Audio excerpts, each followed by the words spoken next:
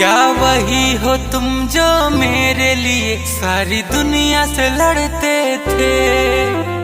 होंगे जुदा ना हम कभी, हर पल ये कहते थे। क्या वही हो तुम जो मेरे लिए सारी दुनिया से लड़ते थे।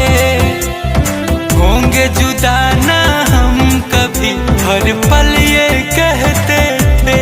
इतना चुभने लगा हूँ जानू, छुरा तो नहीं है, छुरा तो नहीं।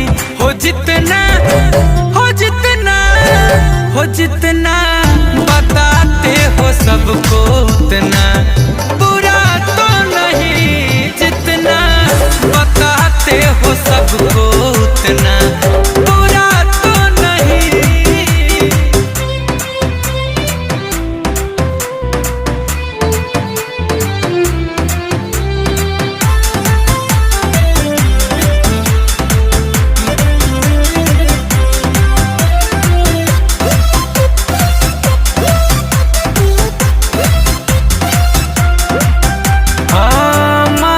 दरमियाँ इतनी बढ़ गई दूरियां, इश्क तो खुदा है इसमें कैसी मजबूरियां। हमारे दरमियाँ इतनी बढ़ गई दूरियां, इश्क तो खुदा है इसमें कैसी मजबूरियां।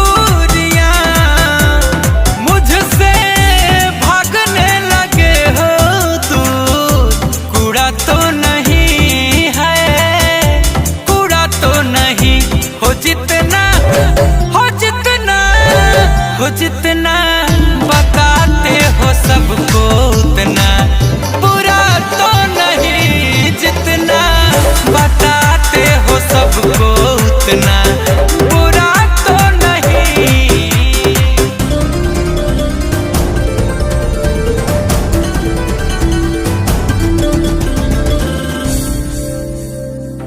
मोहब्बत के लूटे हैं हम, कहाँ जाएंगे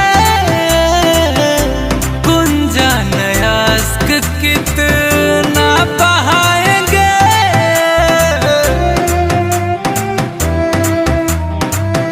मोहब्बत के लूटे हैं हम, कहाँ जाएंगे अखिले से अश्क कितना बहाएंगे।